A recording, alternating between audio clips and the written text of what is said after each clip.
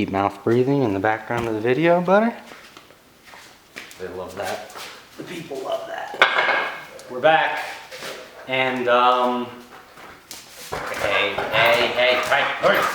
hurry.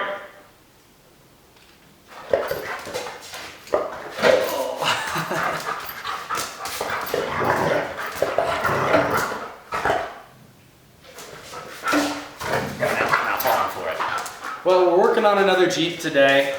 I've been doing quite a bit of paint and body work lately, and we're doing some mechanical stuff on this one. We will do paint and body on it, and I got another cool idea for that, but we're gonna be doing mechanical stuff, at least probably for the majority of this video and some of the series, because it needs a good bit of it. But I got another great deal on a Cherokee.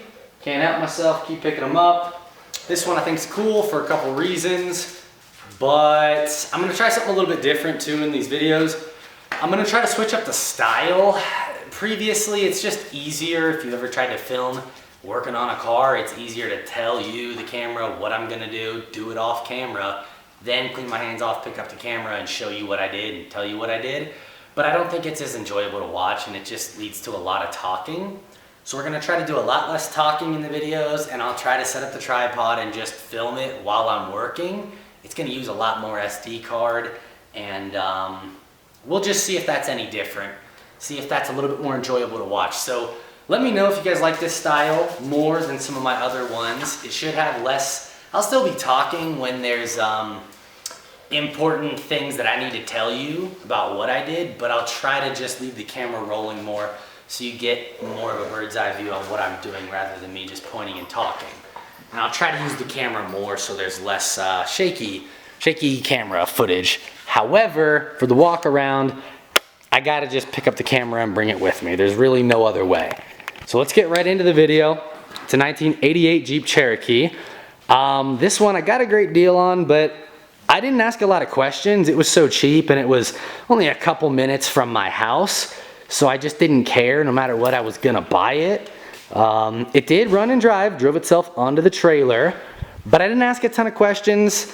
I was told a couple things that it needed, and I found out a couple things when I got there that it also needed, but as I've been getting into it, I found out more things wrong with it, as you do, that either the seller didn't know, didn't divulge, was hiding, this or that. You know, ow, just tripped over.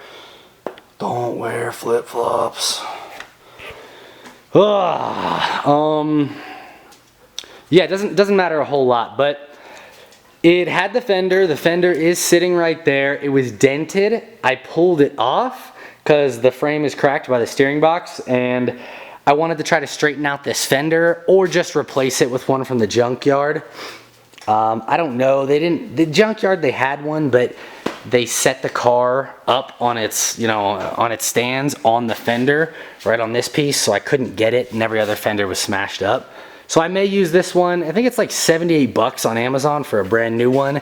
I may go that route. We'll just see how much I want to play with that. Otherwise, it's pretty much complete. It's an 88, has the C101 connector, different valve cover at least, and there was something else that was aftermarket looking that was swapped on here, but it escapes me right now. Didn't come with an E-fan, didn't come with the fan shroud. I did already get the fan shroud from the junkyard. This fan is real bent up. I don't know. Well, this thing's pretty smashed up on the underside, but the clutch is good. E-fans and the junkyard, they're almost the same price as online, so I'll probably just be buying one. The brakes worked. It starts fine. Oh, the motor mounts are completely shot. They're missing a bolt right there. You can see it doesn't even have one, and there's no rubber left, completely separated. I noticed this engine seemed a little sunk in when I was looking at it, and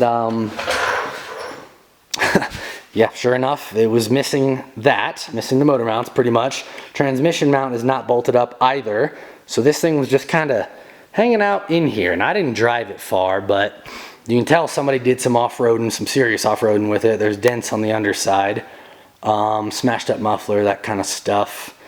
Otherwise, there's not much rust. A tiny bit on the doors, but I'll weld in anew. It's just a flat piece for that, so it'll be real easy. The hood, I'll show you what somebody did. This came from the junkyard. This is the hood that it came with.